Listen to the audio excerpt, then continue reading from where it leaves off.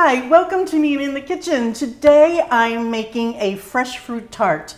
That has three elements to it. I'm going to bring you step by step through each one. I'm going to tell you when you can do some ahead.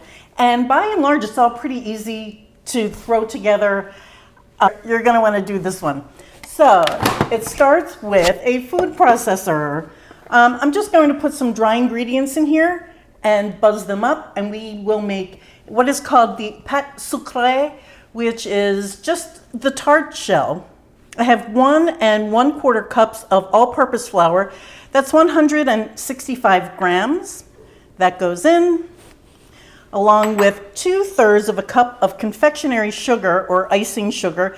That's 82 grams, 1/4 teaspoon of salt, and just buzz that up. And that's just to mix that together. This is unsalted butter, 8 tablespoons of unsalted butter. And this is cut into a 1/2 inch dice or 1 centimeter. This is 112 grams, that goes in. And just kind of sprinkle that around. And the reason for cutting it up is just to keep the food processor, keep everything even in here is really the reasons. So we're going to pulse this about 5 to 7 times until it gets to a nice light crumb. Oops. Be careful sticking your hand in here, but so there's some chunks in here, but by and large it's pretty dusty. That's exactly what you want. This is 1 egg yolk with a tablespoon of heavy cream, and it looks like a fried egg, doesn't it? But it's 1 raw egg yolk, 1 tablespoon of heavy cream, and then I'm going to add 1/2 teaspoon of vanilla, and that goes right in here. And we're going to buzz this up again. After about 12 seconds, you run your processor, and this is what you get is this malleable dough. I'm putting this into some plastic wrap, and you want to chill it before you use it. You can, at this point, you want to shape this for whatever shape you're doing. I have a round tart pan. If you have one that's rectangular, now's the time to shape your dough. I just pull the sides up and push everything together. This goes into the fridge for about an hour. If you put this in your refrigerator for over an hour, it might get a little too hard to roll out. So you just keep it out for a few minutes until it becomes malleable again. This can be done up to 2 days in advance and kept in your refrigerator. After that, what you can do is put it in a plastic bag, a Ziploc bag, throw it in your freezer, and you can keep this for a couple of months. So I'm putting this in the fridge, and we'll come back and do the pastry cream.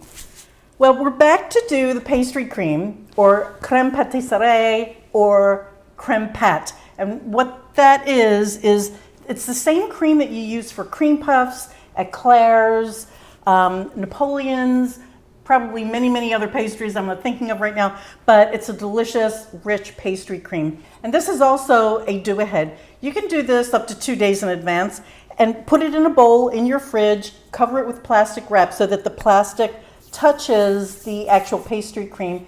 You won't get a skin on it, it will be lovely, and you can keep it that way. So now there's something that I do that's a little different.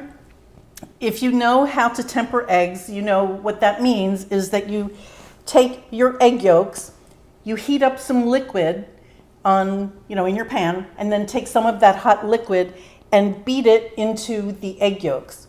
That will bring the temperature of the egg yolk up to meet the boiling hot liquid. I don't do that. I have thought about that, and I do this shortcut. I've been doing it for years. I will teach it to you now. Here's what I do. I take egg yolks and I put them in my pan, which is cold. Now, what you do is you cover these with cornstarch, and the cornstarch protects the egg yolk. You may know this as corn flour, and that's 3 tablespoons of cornstarch. And you make a mess and you beat it in.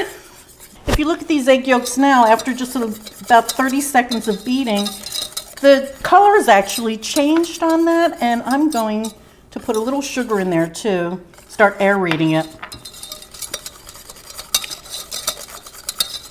And when it becomes this lemon yellow color, now is when I put it on a medium heat. As soon as it goes on the heat, you start adding your milk. Nothing's cooking yet, the pan's not hot enough. Add all of your, this is half and half actually, which is a light cream. You put all of your half and half in here. That was 500 milliliters, 2 cups. This is the rest of the sugar, and that was 1/2 cup of sugar, 100 grams. I'm using a French whisk because it gets into the corners. I don't really necessarily want to beat air in here. I just want to thoroughly stir this, so that's why I chose the French whisk. And anytime you do a dessert, any sweet needs just a pinch of salt. That's just a pinch of kosher salt. At this point, you just wait for this to come up so that it's like a pudding. And when it gets there, I'll show you. That's going to take probably about 3 minutes. And this is what my husband calls the pudding stir because you're not beating air into this. You're just lightly moving around. Now, it's starting to bubble and it's starting to thicken. And this did take about 3 minutes. Once this gets thick, you want to cook it for about 30 seconds longer, and that will sort of dehydrate it. We're there. So we're going to take this off the heat. Off heat, you add your vanilla. I'm using vanilla paste because I wanted the look of vanilla bean in here. And I'm going with about 2 tablespoons, 1.5 to 2 tablespoons. And then on top of that, this is cold butter. This is 4 tablespoons of cold butter, or 58 grams.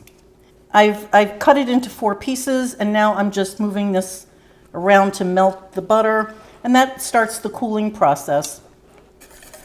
The butter's melted, and the next step, unfortunately, because I hate to wash strainers, but sometimes you just gotta do it. So what I'm going to do is strain this, and the reason is because when you separate an egg, there's something that attaches the yolk to the egg white.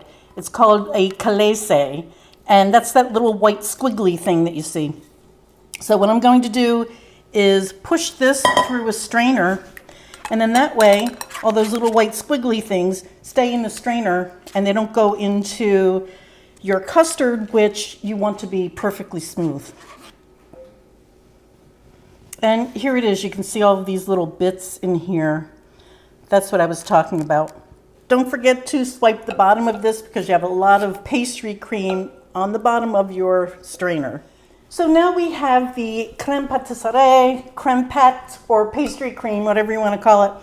This can go into the refrigerator. And what you do is you cover this with plastic wrap so that it actually touches the top of this, and then that will prevent a skin from forming.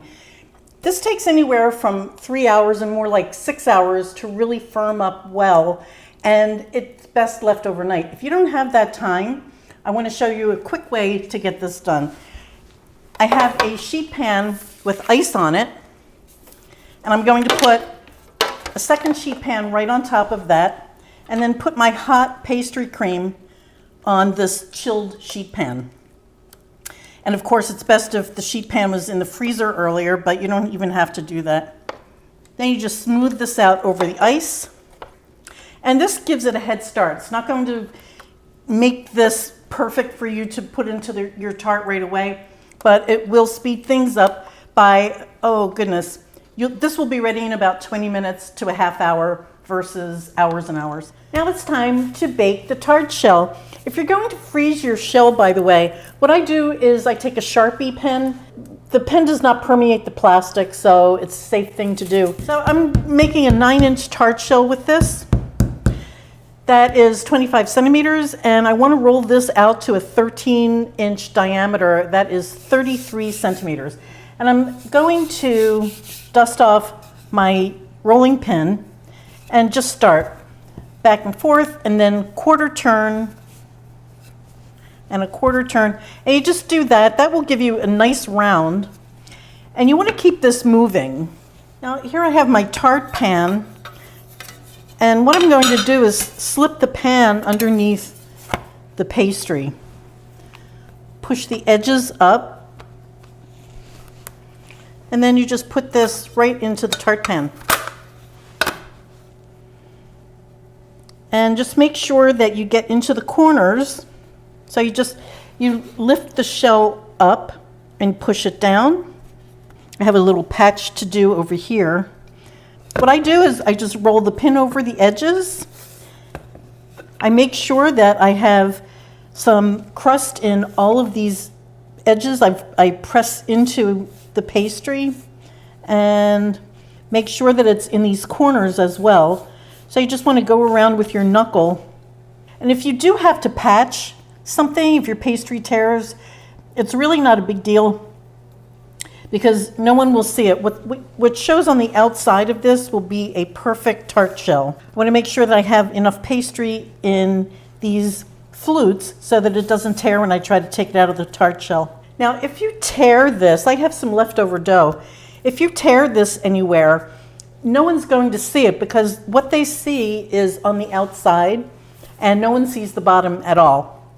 So you just take a little piece of dough and wherever your tear is, you can patch it, just like that. The next step is called blind baking, and the reason it's called blind baking is because this shell goes in empty. So here we have the tart shell. It is completely empty. It is not perfect on the inside, but that's okay, no one sees that. My oven is set at 375, which is 190 Celsius, and I have a piece of parchment paper that more than covers this tart shell. I like using parchment. It's stronger than foil, but you can also use foil. What I do is I crumple it up. You put this in the pan. Once you crumple it, it's very malleable and you can push this into the edges. So I fit that into the pan and I have this container of beans that's about 1 liter or 1 quart of beans. They're about 10 years old. I've used them a lot. You can use rice. You can use really any grain. Some people use pasta. I like the weight of beans and then you push it up against the side. You can also use ceramic beads that you can purchase and those are wonderful, but you need a lot of them and they're rather expensive. So this goes into the oven on a sheet pan and the reason for that is really just safety. If you take this tart pan out of the oven like this, it can be rather dangerous because remember you have a removable bottom, then you're going to have all of these hot beans. It's much safer to just pull this pan out and put it in this way. Into the oven she goes. This is going to bake for 30 minutes, then we'll take it out and remove the beads. Then it goes in for another 5 to 8 minutes so that it's fully baked. You can do smaller tartlets. They will take about 15 minutes. I'll see you in 30. This just came out of the oven. And I just wanted to show you what to do with these beans. You need a heat-proof bowl. Then you just lift these out. Put them in the bowl until they cool and then you can store them. But as you can see, this is now golden brown, but it's still very light. It's easy, I could easily tear that. But the rest of it, because we pushed these beans up against the walls, the walls have held, and now we just have to bake this. And that takes 5 to 8 minutes. Then I will cool this on the rack, and when it's cool, we'll put it all together. Okay, now we're ready to assemble, and I have some tips for that as well. And the first one is that you don't want to put this together until you're about a half hour to an hour before serving, because this is a crust that you want the texture to be crisp. And of course, the longer you have the pastry cream in there and the fruit on top, it will get soggy in time. I've kept this until the next day, but if you're going to serve it for a dinner party, for example, you can just go into the kitchen and put it together very quickly. It takes no time at all. After we took the beans out of here, this took another 8 minutes in the oven, and I wanted to show you how you get the bottom off of your tart pan. You let the pan cool for, 6 minutes, 10 minutes, something like that, and then it's ready to come out. By then, my beans were cool enough, I put the lid back on the jar, but of course you can use any jar. And you take your pan and just put it down. Now, of course, your tart shell is right here. You can lift this up, move it with a spatula, or keep it on. If you have a non-stick surface, though, just think about that. You might want to remove it.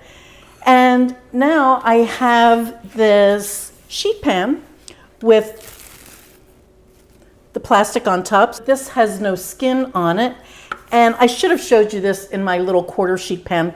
Didn't think of it, but that ice bath trick is really quite perfect. So I'm going to just fill this tart pan. You can use a spatula, a spoon, or an offset spatula for this. And you just want to fill your pan and then spread all of this evenly. What I do for the fruit, I'm using strawberries today.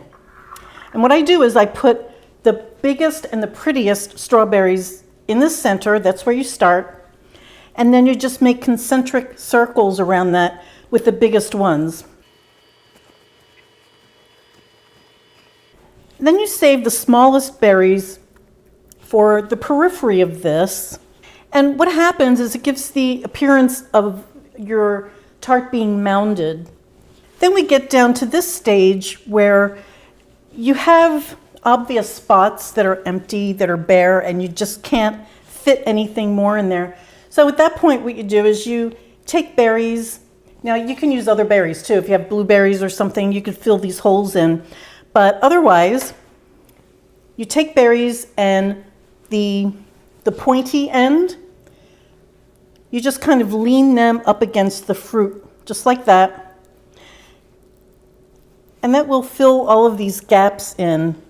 Just make it look full and bountiful. The Italians would say abbondanza. Okay, well now this is filled in. All the little pieces are in place. And here I have, this is a strawberry jam. You can use apricot. I used about, I'd say 3 tablespoons of jam. Put it in a bowl, mixed it in with about 2 tablespoons of water and put that in the microwave just to warm it up. You mix it up. Now it's incorporated, so to give this a nice shine, dab this all over. It gives it a nice professional finish. Okay, and that's that. You can top it with whipped cream. You can do a little sugar shake. That's always beautiful. And now you're ready to serve it. A few things I'd like to mention is I've actually gotten a wow bringing this to the dinner table, so that's nice. This took about a little over 2 pounds of berries. That would be about 1 kilo. That's it. That's the tart. I hope you make this. I love this. It's perfect for this time of year. Enjoy. Thanks for watching. Bye, guys.